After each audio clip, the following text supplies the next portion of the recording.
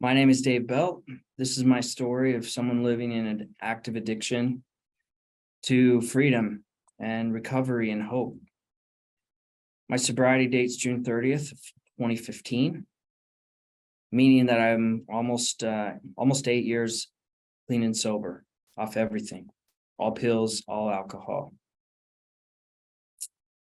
I'm thankful that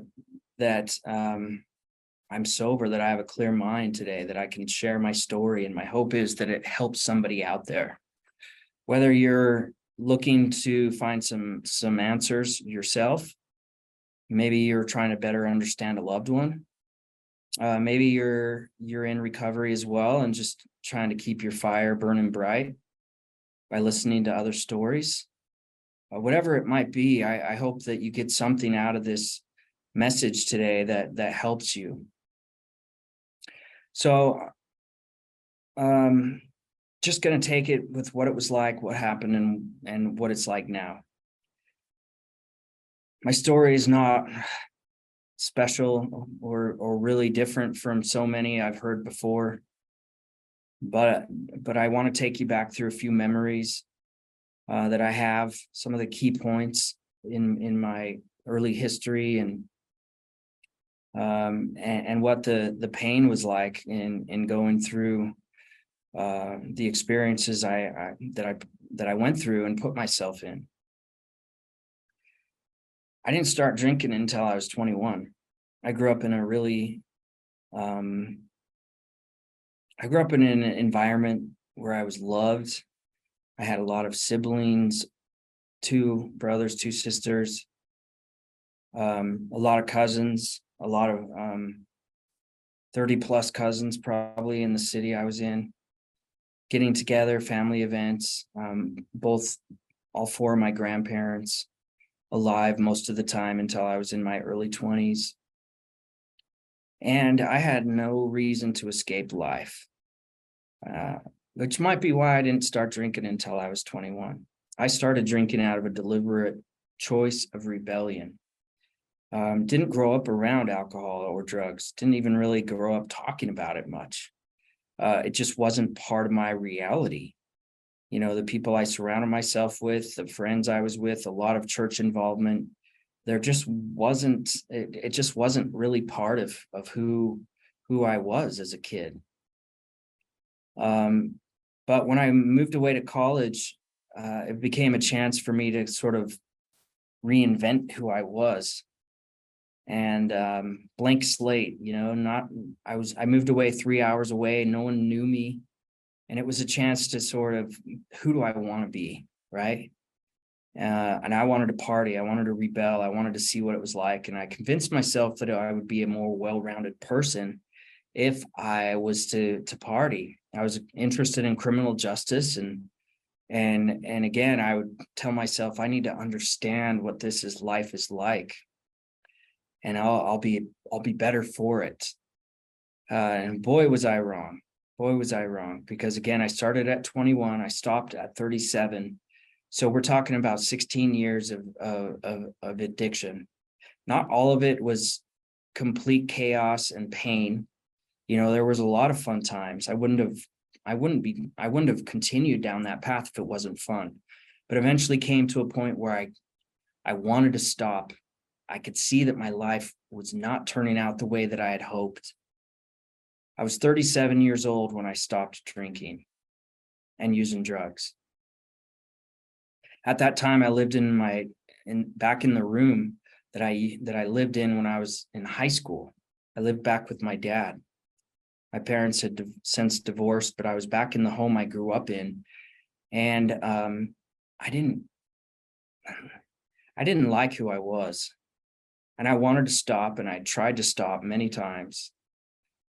For some reason, 3 jumps into my story a lot.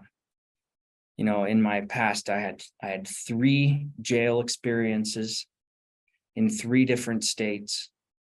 I had 3 DUIs, and 3 rehabs. Don't know. I guess 3 was the lucky number for me, at least up to this point.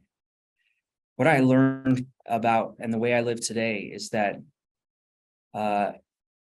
I just the way I view myself, I'm still an addict, but I'm in recovery, right? So the addiction is in remission. It's not in control of my life. And I want to kind of talk about how I came to that point, because again, if you hear that I went to 3 rehabs, well, why didn't the first 2 times work? Why didn't the first DUI convince you, Dave, that alcohol is not a good idea for you? Why didn't the first jail experience convince you that maybe it was a good idea to stop? Now, I remember that first jail experience, and I had that first prayer to God, please get me out of this and I won't ever drink again, God. You know, what happened 3 days later, I was out of jail, and it lasted about 6 days. You know, the third time I got a DUI, I just want to talk about that story a little bit. And I have stories that kind of illustrate what life was like. But, you know, for me, it wasn't just alcohol, it was also pills. I remember this time when I would try to go get pills, pain pills, anxiety pills, whatever. You'd find a friend of a friend or something like that, that you'd get a number and text. There was this guy. I lived in Las Vegas at the time, and there was this guy I was buying prescription pills from that were pain meds. And you know, I remember thinking, maybe this guy is an undercover cop. Maybe he is, because he would have me come to his apartment and go, I'd park my car, and then I was supposed to go get inside of his car, and then he'd come get in the car, and then I'd hand him the money and he'd hand me the pills. Anyway, I remember this fear of mine of, hey, maybe you shouldn't get these from him, because he might be an undercover cop, and this might be the time you go to jail again. Not to mention that the first time I went to jail, I decided that I never wanted to go back to jail, and that I was going to make sure that I never did go back to jail. But again, enough time passes and that addiction is strong. And to me, it was just about getting my pills that day. And I kept going back to this guy. And there was even a time when I was in such a hurry on a lunch break that I remember going and pulling $240 out of the ATM. And thinking I grabbed the money out of the ATM, I drive clear across town. I'm trying to do this all on my lunch break. And I get there and I'm like, where's the cash? And anyway, I'm backtracking and realize that I don't think I ever picked it out of the ATM, because I'm frazzled. I'm in that hurry. I got to get these meds. It's kind of hard to follow a story where it's not laid out chronologically, but I hope you're with me. Getting a sense of just the chaos that I was in. You know, for a long time, I was filling my prescription of Adderall.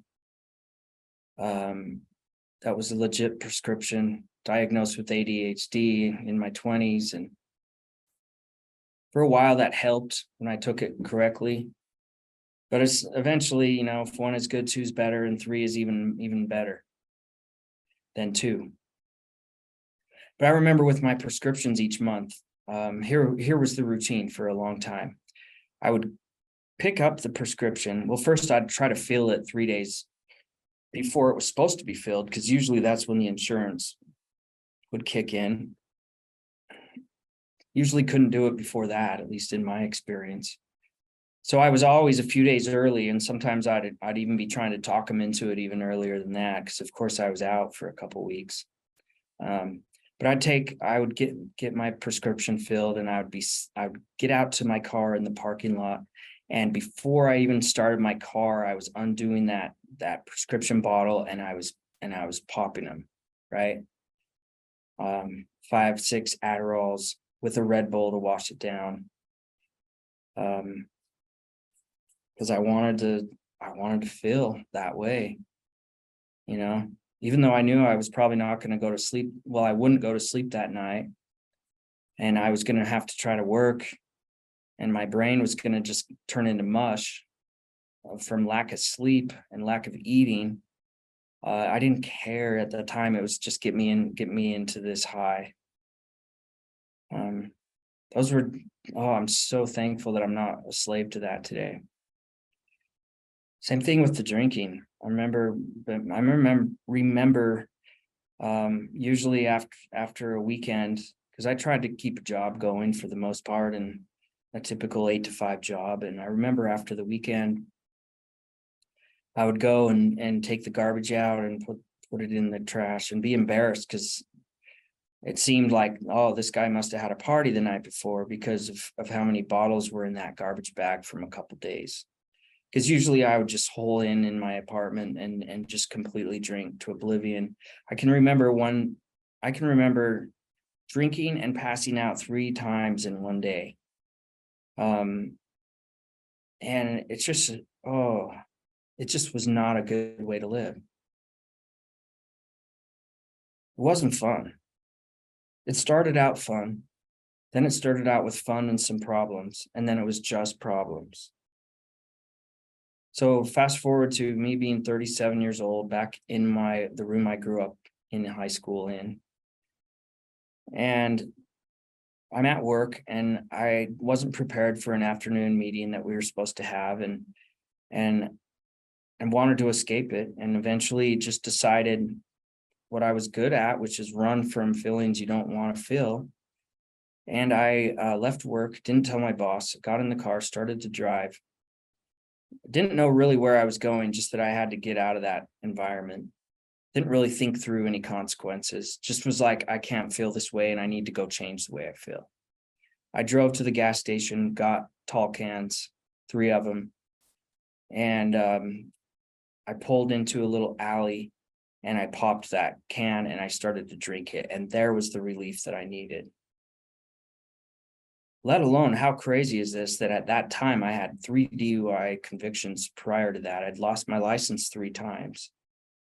I'd gone to jail 3 times. Had horrible experiences in jail where I was hungry. I was scared of getting beat up. I was scared of, I felt like a monkey in a cage when I would be in jail in that holding cell. Anyone that's gone can probably relate that it's not a place humans are designed to be.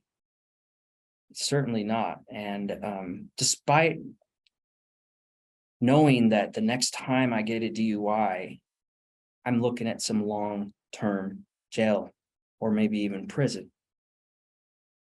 Maybe I'm in a blackout and I hurt someone and the rest of my life is spent behind bars. How insane is it that I'm in my car again in an alley and I'm popping a tall can and I put the can right there where I usually keep my Diet Cokes.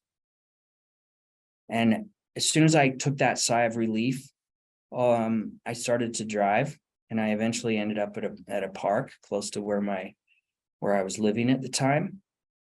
I went over to a park bench with the rest of those cans. I put in some music and I sat there and drank and drank and drank and drank. And then eventually I guess had enough clarity to leave the car at the park and I walked home, and it was about 2 p.m. and I walked back and I passed out. I woke up with that remorse again. Why did I do this again? I said I wasn't going to do this. Get me off of this merry-go-round that is spinning that I don't want to be on anymore. This isn't fun. I'm waking up with that headache and that dehydration and that feeling in my stomach and just wanting to escape it again. Well, fortunately, I was able to reach out.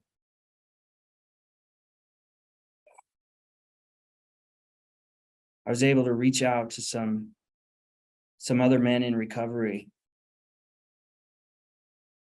that I had known from the first treatment center I'd been to, and got on the phone with them. And I don't remember exactly how long it took, but I was back in treatment, this time in an outpatient treatment center. that's when the recovery journey started again for me. The steps started again for me.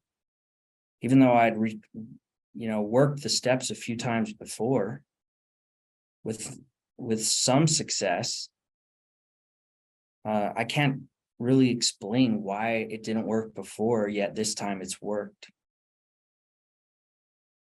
But I took the steps again with the help of a sobriety coach, with the help of a therapist, with the help of a psychiatrist that helped me get on the right medications. This last time I went and saw the psychiatrist, I laid everything out. I laid my whole history out for them. And I said, I'm done trying to lie and trying to tell you what I'm trying to save myself from embarrassment. I just said, I was desperate. I said, this is what's going on, and I really need your help because I know medication is an important part to help keep me in a stable state of mind so that I can work on the past and not run from it. I don't know all the inner workings of my brain, of course not, but I know that I have some imbalances, and I know that thanks to modern science, there's medications that help me, that aren't controlled substances, that are safe for me, that I can't abuse. I told my doctor, my primary care physician, I'm allergic to these things: stimulants, any kind of pain medication, any benzo.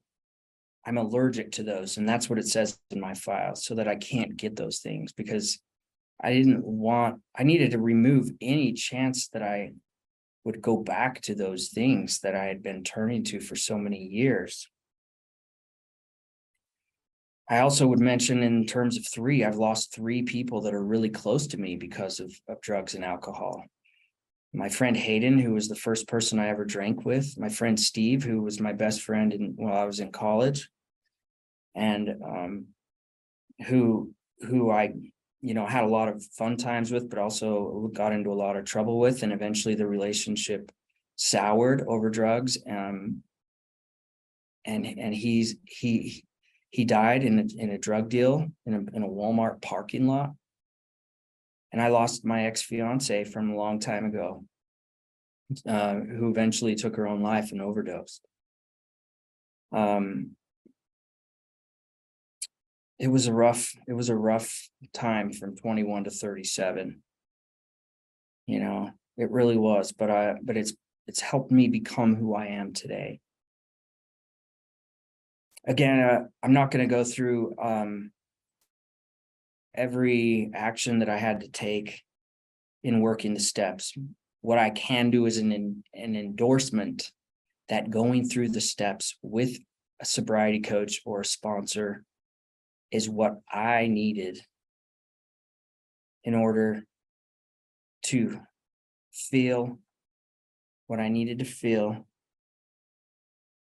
and then be able to sort of, I guess, discard it, get over it, get through it, whatever you want, whatever word you want to use. Get through the things that I was ashamed of. Because when I was drinking and drugging, I even stole pain meds from my grandma once when she had a bad shoulder. I stole the whole bottle because it was more important for me to take it. I remember helping my brother's wife and my brother move, and found a bottle and stole those, and eventually I had to face some people, and that was part of the process as well, as being willing to do what I needed to apologize, and if needed, pay some restitution. But it's so worth it. Let me tell you a little bit about the life I have today. Again, thinking that I was 37 in my dad's basement, essentially. A little ways into sobriety, I was just fortunate to get a job that I still have today, that I like going to work. It has benefits. It has insurance. It has a retirement plan. It provides for my family. About a year and about 13 months, actually 13 months to the day of sobriety, I was married. I found the perfect woman for me, who gets me. I don't have to lie to her. I make it a point not to lie to her. No matter what, we have a relationship that's built on trust. It's a foundation that is built on love and care for each other. We have 2 kids. We have a 6-year-old and a 2-year-old who have never seen their dad drunk. They've never seen their dad high on pills. They've never seen their dad strung out.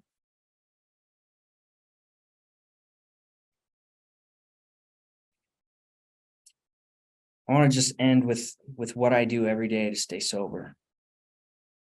I call it my dailies. Every single morning when I wake up, for me, it's important. I have some scriptures that I read a chapter out of. Every single morning, I read a chapter out of the Book of Mormon. For me, that's a spiritual book that helps me. Then I read the 24-hour-a-day book. There's a daily reflections in there every day that incorporates some of the Alcoholics Anonymous literature, some other books. It has a thought and a meditation and a prayer for the day. The most important part to me of my day is that I also start my day asking God, my higher power, whom I call my Heavenly Father, to keep me sober for the day. That is, to me, the most important part of my day. If I don't do that, I'm on my own. And maybe I'll get drunk that day. Maybe it'll take a week. But when I'm on my own, it's impossible for me to stay sober. And so I can say this with a surety, at least, the first couple of years were a little bit foggy as far as was I in all these habits. Some of the days I was just getting through the day and hitting my bed sober at the end of the night was enough. That was the best I could do. But let me just say, I can say with a clean conscience, 100% for the last 5 years, I have asked God for help every single day, and I have not missed that. There might have been a day or 2 or 10 that I missed the reading, but I have not missed the power of asking my higher power to keep me sober. And I say, I can't stay sober today. God, please keep me sober. The other thing I do in the mornings is a list of 3 things that I'm thankful for. The first one on my list, always, I'm thankful I'm alive and sober.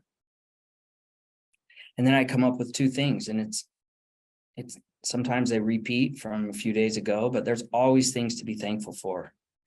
I can see.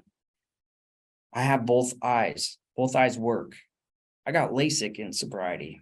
My eyes are awesome.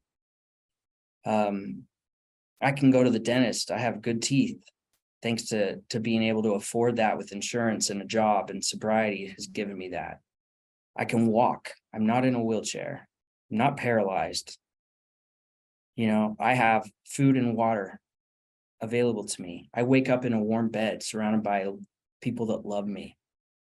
I have a car I can drive. I have a license. I lost my license 3 times. I've had my license now for 8 years. I can go on and on, but it's easy to come up with 3 things I'm thankful for. With them, again, I am thankful I'm alive and sober is always at the top of my list. And then I have just every day I also write down, I am loved. Just a positive affirmation to myself. I am loved. Okay. And then I go throughout my day. I try to tackle my responsibilities. Try not to cause harm to others. Try not to add to the negativity in the world. Try to make it better, or at least keep it neutral and not add to the negativity. Don't always, do the best job there, but for the most part, I'm not causing harm to others today. And then at the end of the night, before I go down to bed, a very short prayer. Thank you, God, for keeping me sober today.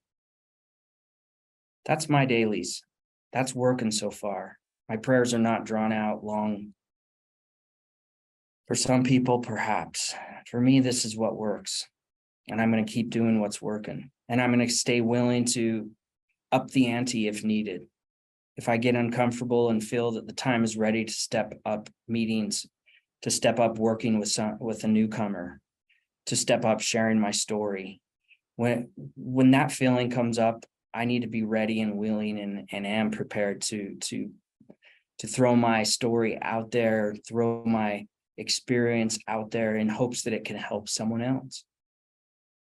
Just like so many people helped me out when I was struggling. I would show up to meetings at times in desperation, just hanging on, hoping I heard something or got a feeling that would keep me going until the night ended. There were times I picked up the phone and reached out and called somebody and let them know how I was feeling. Being vulnerable, just hanging on for dear life. Thankfully, there was other people around me to lift me up and keep me afloat when I felt like I was drowning and was not going to make it. I hope this story has helped you in some way. Keep trying. Keep asking for help. Keep going. Another day, another hour. Keep going. You're worth it, and you can do this.